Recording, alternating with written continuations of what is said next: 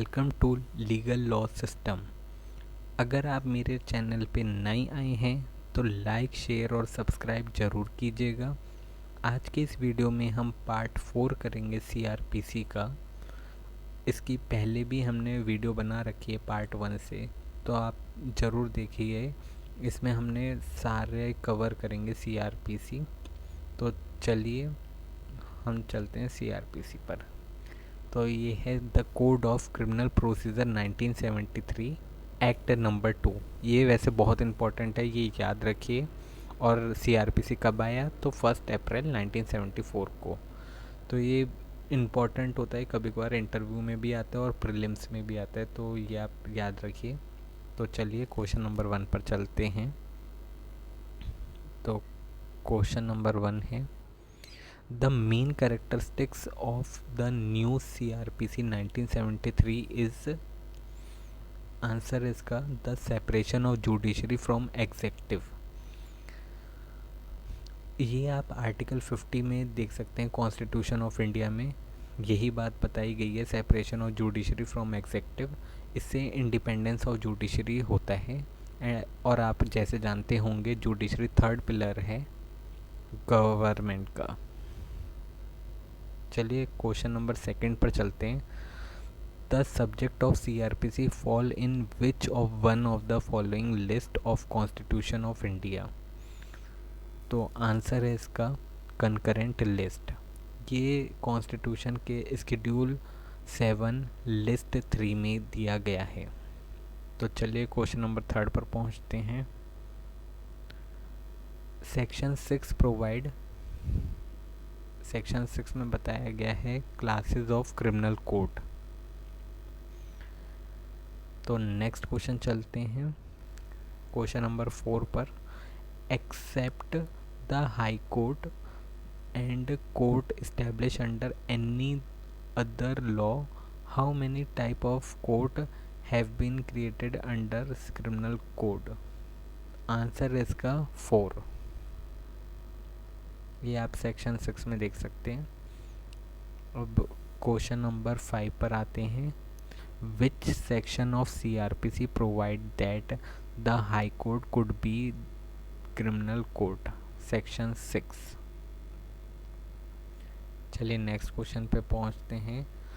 Question number 6 में an assistant session जज is appointed by, answer इसका high court of concerned state.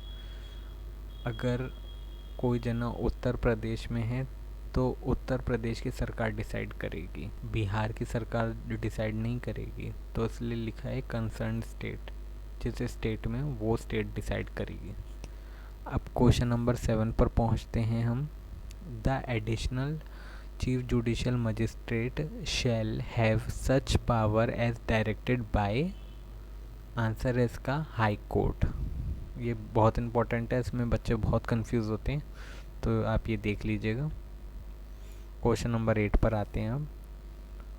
Who can make rule और give special orders from time to time consistent with CrPC as to the distribution of business among the subordinate judicial magistrate. Answer है इसका chief judicial magistrate, CGM बोलते हैं। CGM की power होती है 7 साल तक वो सज़ा दे सकते हैं। अब क्वेश्चन नंबर 9 पर आते हैं। The number of court of judicial magistrate in a district is decided by, answer है इसका स्टेट गवर्नमेंट। और अपॉइंटमेंट ऑफ डिस्ट्रिक्ट जज ये आर्टिकल 233 में दिया है, तो आप ये भी देख लीजिएगा, ये बहुत इंपॉर्टेंट है।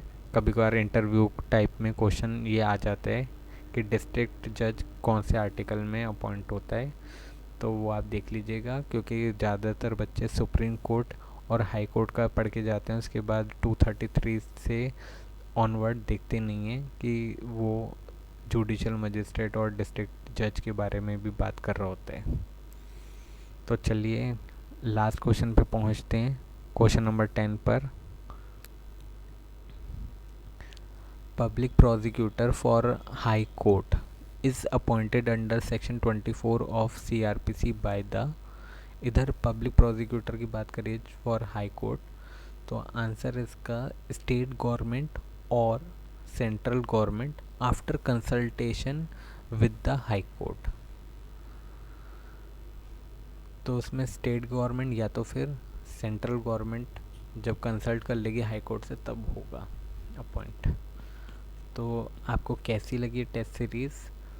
तो आप इस वीडियो को लाइक शेयर और सब्सक्राइब करिए और अपने फ्रेंड तक भी भेजिए ताकि उनको भी हेल्प हो सके।